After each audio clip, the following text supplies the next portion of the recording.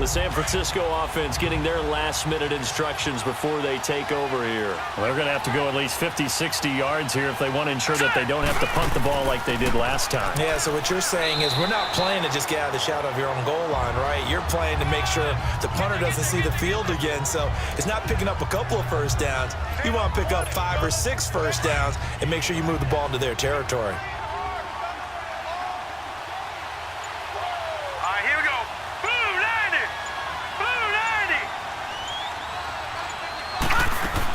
They'll run it now out of the gun. And this time not as successful as he'll get back to the line of scrimmage and no more. No gain on the play that time, and they'll look to convert on what will be a 3rd and 4. You mentioned very early on the need to establish a running game for this young QB. They really haven't been able to do that, though, in the first half. So that means what in halftime? Adjustments time, right? Figure out what they are, figure out the things that they really want to accomplish, and who to run behind. Which are your better blockers? Find those guys and get in that direction. Now a 3rd down.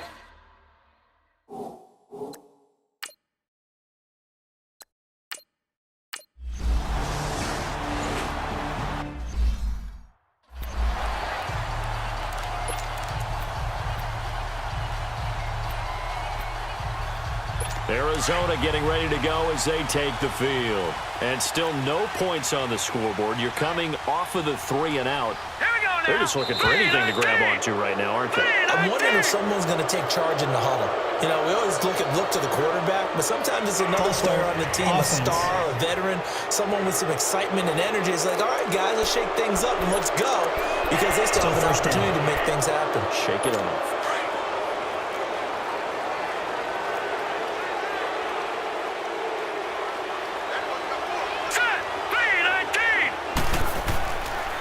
And they'll go ground game here with a tailback. And nowhere really to go there. He'll take this up just shy of midfield. He'll get 3 of those penalty yards back here, leaving him with a 2nd and 12.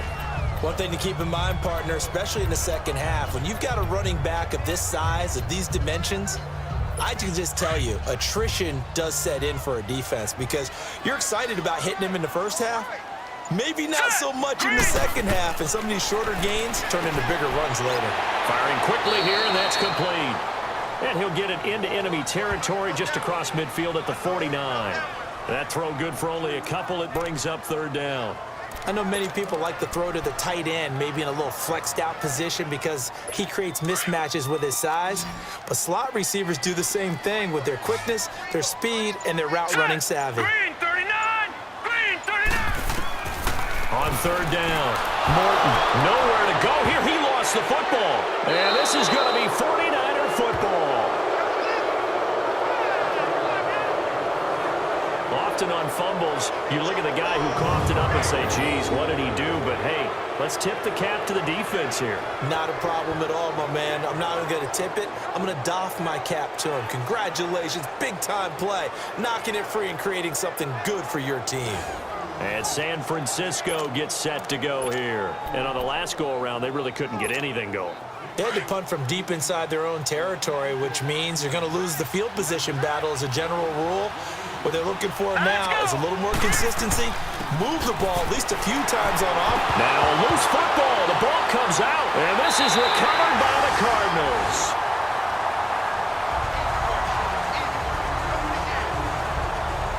The psychology of the game never ceases to amaze me, because you would think there would never be a fumble from what we hear from coaches all the time, right? And how much they practice not fumbling. Practice it, preach it, talk about it all the time. You would think no one would ever turn it over. Yet they are humans out there running around, and we just saw another one. Opportunistic by the defense. So out now come the Cardinals. And last time the turnover on the fumble, and they were in enemy territory, so that had to be very frustrating. Down on the scoreboard here, can't do it again. You nailed every part of what was frustrating.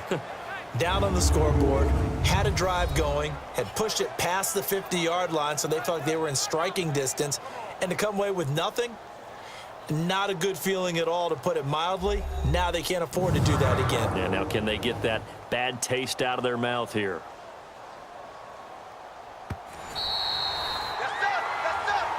After reviewing the play, the ruling on the field is reversed.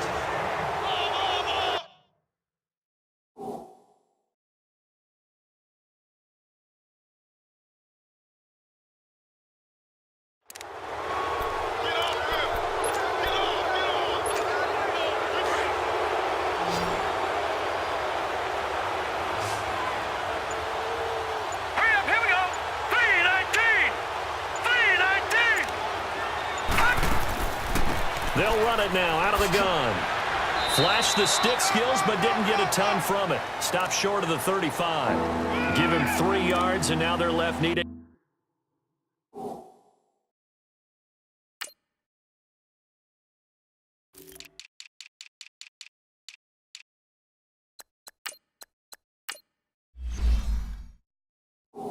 A conversion here on 3rd and 6.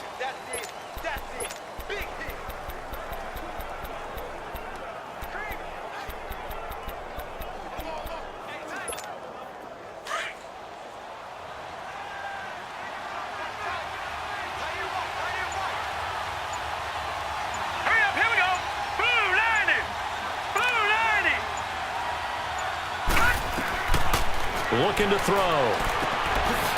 He's going to hit his man out of the backfield, complete. And give him 7 yards on the play, and they do pick up the conversion on 3rd down. As an unbiased observer, I think it would have been interesting to see what they would have done if they hadn't gotten the 1st down there. But since they did, I guess the point is moot. Yeah, they were right there in that middle ground, field goal range, punt, go for it. But as you said, they picked it up. So 1st and 10 now from the 30.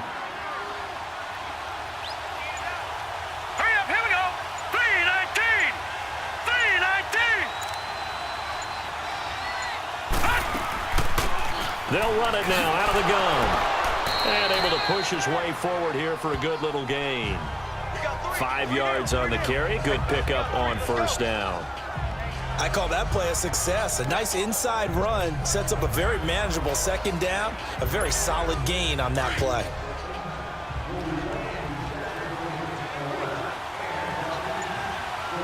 Here we go now. Green 39. Green 39. They'll run it now out of the gun. And they'll bring him down at the 18-yard line. It'll go as a gain of 6 that time, and it moves the chains as well. Nice job there finding room to maneuver, and he worked his way into another 1st down. And look, they had great field position to start, but boy, they've done a nice job taking advantage of it. Now they're just hoping to cap it off.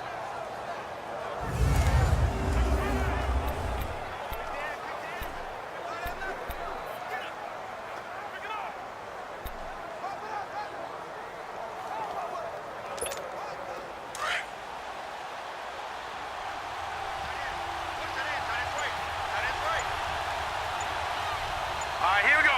319.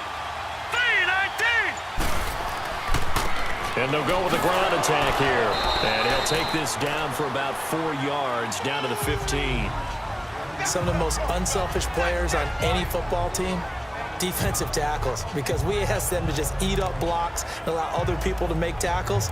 But when he can make a play himself, as we just saw there, that's a big day.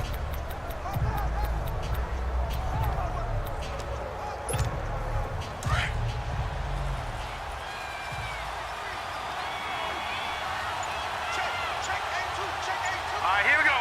Blue 90. Blue 90. They'll set up a throw.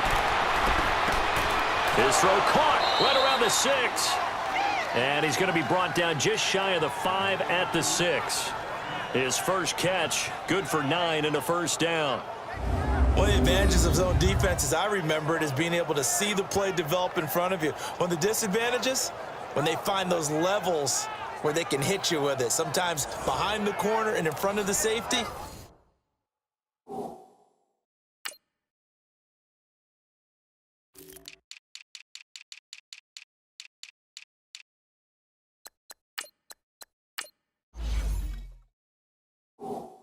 It makes it tough to defend.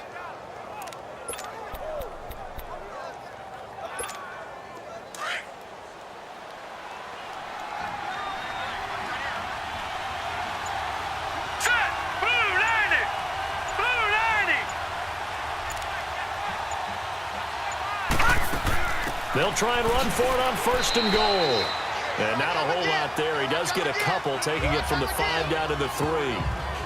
Be interesting to see now what they do offensively down near the goal line after not much there that time. As the offensive play caller, that may change your sequence now. Instead of coming right back with a running play, you may have to go to the air. So the ball position now at the 3. Here's second and Here we goal. go. 3-19. 3-19. They'll look to throw here. And he hauls it in the end zone. Touchdown, San Francisco. In for the score. And the 49ers add 6 to their lead. And a great example there of just getting the feet in a tough spot. It seems like every year these guys get better at this. Well, I think the drills get better that they work on, training camp, off-season work, OTAs. But also a lot of these guys have dance backgrounds.